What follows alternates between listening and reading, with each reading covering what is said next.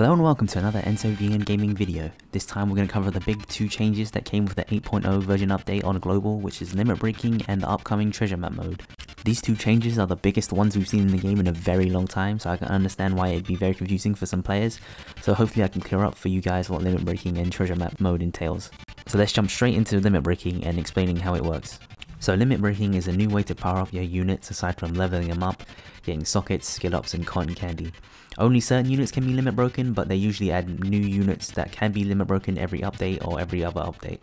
Your units do have to be max level and evolved before you can begin limit breaking though. But limit breaking does carry over through super evolutions, so you don't have to worry about that. In order to actually limit break your characters, you'll need three things: mastery points on that character, the limit break materials, and enough belly to actually do it. Mastery points can be obtained either through potions that can come in small, medium, large that drop through certain events, or using that specific character in the treasure map mode. It's essentially another EXP bar that you have to max out before you can finish limit breaking. The amount of mastery points that each unit need varies. If it's a legend, it will need 5 million, if it's a treasure map unit, it will need 3 million, and all other units will need 2 million. Secondly, the limit break materials that you will need will come in small, medium and large, similar to the potions, and each type has their own version, so there's strength limit break materials and psi limit break materials. And obviously for the most part, units will use limit break materials of their own type, though some units require you to use limit break materials of another type. For instance, Colosseum Lucy needs strength and dex limit break materials. On the other hand, treasure map characters that you obtain will have their own unique limit break materials that can only be used on them. Each character has their own unique limit break path that has different nodes. Each node costs a varying amount of materials and belly, and you can unlock them one at a time or multiple if you have enough materials. Treasure map units will have 40 nodes, legends will have 30 nodes, and all other characters have 15 nodes. When you unlock these limit breaking nodes, they can give you a range of different effects, which can range from stat increases for your attack, HP and RCV, special cooldown reduction, gaining new sailor abilities, or even changing your captain ability and unlocking new limit break sockets. These sockets are separate from the regular sockets that you get, so you can't unlock them with forbidden tomes. The only way to get these new sockets is either using these special new tomes that are specific to each socket, or feeding an exact copy of that unit to himself. This means if you feed a raid Mihawk to himself, then he will unlock one of these sockets, but if you feed him, say, a story mode Mihawk, then nothing will unlock. The potential sockets that your characters can obtain are always set. You can't get any other sockets than the ones that are said in the limit break, and you have to feed the specific tome for that specific socket.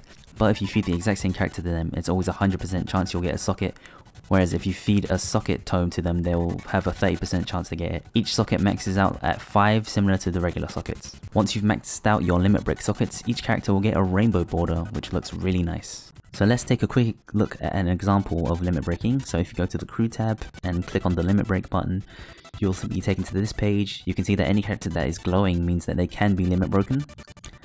So let's just click on this Barto, and here you can see the entire path of that limit break character. You'll see that he has 0 mastery points, and if you click on the plus, you can see and use any of the potions that you may have to increase their mastery points. Obviously right now I don't have any because treasure map mode isn't out yet. But you see that since he's a legend, he needs 5 million. If you scroll down to the bottom, this is where you will have to start off. You can't change the path that you take to limit break. You always have to go in order from bottom to the top. So if you hold down on any of the nodes, you can see what the node will give you and all the materials you'll need to unlock it. So the first node that Barto gets is he just gains 10 attack base onto his base attack.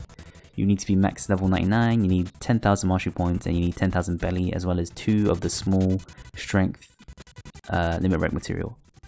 The next one here is the same thing, it's just the HP gain. And then the next one that will be interesting will be this fourth one here, which will be an ability or a limit break socket. Here you will need 40,000 bellies and obviously 50,000 mastery points, as well as a medium-sized strength limit break material and 2 small. So here the anchor is actually a sailor ability. So the sailor ability is here, boost striker character's base attack and HP by 60. And here is, this one will be a cooldown reduction, special charge decreased by 1. See here that he actually needs some quick limit break material. And if you scroll all the way to the top, this will be a second limit break socket. If you go down to someone like Mihawk though, you can also see another special socket, which is this one, which is the captain hat. If you click on that, you see that he actually changes his captain ability. So now that he boosts slashes by 2.5 times, as well as boosting their HP. and you will see it requires one of the large limit break materials. And if I hop over onto my Japanese account, you can see that this Lucy has been maxed out completely. Every node is unlocked, so they're glowing. You can see that he has max mastery points, and all his limit break sockets have been unlocked, but not maxed out. Whereas if you scroll down to someone like, say, Treasure Map Sabo, you can see that he has this nice rainbow border, and that's because if you click on him, you can see that he has these 2 sockets above his regular sockets, which are the limit break ones that are maxed out, which gives him that rainbow border. You can see here that each one of them maxed out is out of 5, and they are specific. You can only get these 2 limit break sockets on Sabo. Similarly, if you go down to, or up, no it is down, to this Gear 4, which is another treasure map unit, you can click on him and he has different limit break sockets. And these, you can get these 100% of the time if you feed just another treasure map Gear 4 or obviously Sabo to themselves. And they will always 100% get a random socket. But obviously since there's only like 2 or 3 that you can have, you can max them out in usually like 8. Since once you unlock the limit break socket, you always start off with 1 level of the limit break socket. So hopefully that clears up a bit about limit breaking for you. Now let's talk about treasure map mode, which will be the main way for you to get mastery points as well as limit break materials. So treasure map mode is an event that usually appears around once a month and can range from lasting about 3 to 5 days. You can access the treasure map mode by going onto the adventure tab and then clicking on the treasure map mode. You will know if one is active if the merry-go is actually glowing blue. While the event is active, you can start a new map as many times as you want during this time, but if you are in the middle of a map and the event ends, you will just be kicked out without allowing you to finish the whole map. The main reward for doing treasure map mode is limit break materials, mastery potions, and of course the treasure map character himself. This character, once you obtain him, is actually very weak unless you limit break him, as he'll have a very high cooldown on his special even if you max out his skill ups, and a pretty terrible captain ability unless you limit break it as well. For the treasure map event, you will be placed into one of 3 different leagues: the Bronze East Blue League, the Silver Grand Line League, or the Gold New World League. You can tell which one you are by going into the treasure map mode tab and then seeing which medal you have in the top left corner. If it's a bronze Dingy Boat, you're in the East Blue League. If it's the silver Going Merry, you're in the Grand Line League. And if it's a gold Thousand Sunny, then you're in the New World League. The higher league you are, the better rewards you get from beating the bosses on the map and get more treasure map points usually. The first treasure map mode, your placement is dependent on your pirate level, and the future ones will be dependent on your performance on the previous treasure map mode. So if you're on the Grand Line and you don't get enough points to be in like the top 20% or whatever, it hasn't been determined yet, you'll drop down a league. Conversely, if you're in the Gingy League and you get more points than most people, then you may be moved up into the Merry-Go League. The treasure map mode itself uses a separate stamina bar from the normal extra aisle and story mode stamina bar. It maxes out at 100 and currently there's no way to increase this cap. However, you can still refill the stamina bar by leveling up or using a rainbow gem.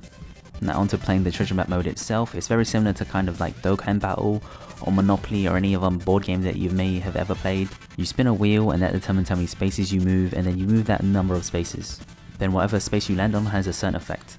The spaces on the board can include chests, which can contain cotton candy, limit break materials and mastery point potions, treasure map points, stamina refills, or buffs and debuffs that affect your characters on this map.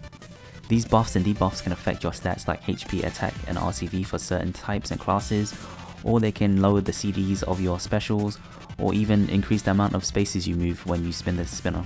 You can have one buff and debuff active at one time, and they last until the end of the map, or until you pick up a new buff or debuff which will replace the buff you already have. The only exception to this are the spinner debuff and buff, since they last a certain number of turns. While going through the treasure map, you may encounter mini bosses, and if you do, even if you spin a number that will surpass them, you will have to stop at them and fight them. These mini bosses can't be dropped, but they do drop limit break materials. Once you reach the end of the map, you'll have to fight 5 bosses, the first 4 mini bosses that you might have seen on the map, and the final boss. If you fought the mini bosses before coming to the final stage, they will be weakened before you fight them again here, having roughly 30% of their max HP if this is the second time you fight them. You also have to fight the first 4 mini bosses before you can actually challenge the final boss himself. Please note though that you cannot reuse any of the units in these final 5 fights, meaning you have to use 25 unique units and 5 unique friend captains. For instance, if you're making a timeskip Luffy team, you can't use Legend Sabo on that team and then use that same Legend Sabo on another team. You can still use a different Luffy or a different Sabo though. When you face off against the final boss himself can drop, or he can also drop more limit break materials. So what's the point of fighting all these bosses? Well, they drop treasure map points. You can increase the amount of treasure map points you obtain if you use those boosted units that are listed on the treasure map page itself. These units are different every map and they can range in the amount of points that they multiply. There's generally a mixture of legends, rare recruits, Colosseum and other free to play units in the list of boosted units, and there's usually 2 specific treasure map units that are released in a new Sugo that will boost the treasure map points you get the most. So what's the point of treasure map points? Well, as you obtain treasure map points throughout the event, you earn rewards as you hit certain milestones. So for instance, once you hit 1,500 points you gain a gem, or when you hit 28,000 treasure map points you get a Hime Tail. Your total treasure map points is not reset until the next treasure map where you start from 0 once again. Every time you defeat the map, the difficulty of the enemies will increase as they will gain more HP and more attack, but the amount of treasure map points you obtain will actually increase as well, meaning it's actually easier to obtain more treasure map points as you go along, provided you can still beat the bosses. If you died to any of the bosses as you play the treasure map mode, you will actually drop down several levels. In order to fully limit break the character on that treasure map, you will normally have to reach 975,000 points. On the way to these points though, you also get a lot of other great rewards, such as generic limit break materials, mastery potions, gems, cotton candy, and evolvers and turtles. In terms of difficulty of beating these actual bosses and mini bosses, I'd say that they're actually quite easy, especially when you start out. Even if you don't have like max skill ups and stuff, you should be able to beat the first like 10 or 20 levels pretty easily. Obviously the more point multipliers that you use, the faster you'll be able to max out the treasure map points you need, meaning the event will be easier since you don't have to fight as many bosses and the difficulty won't spike as hard. So I'd say for most people that it will be as difficult as maybe like a really hard 40 stam or a reasonably difficult 60 stam raid. But of course you do need a lot of units, as I said before, 25 unique characters in order to beat the actual event. So that was a quick explanation of limit breaking and treasure map mode. I hope that was useful to you.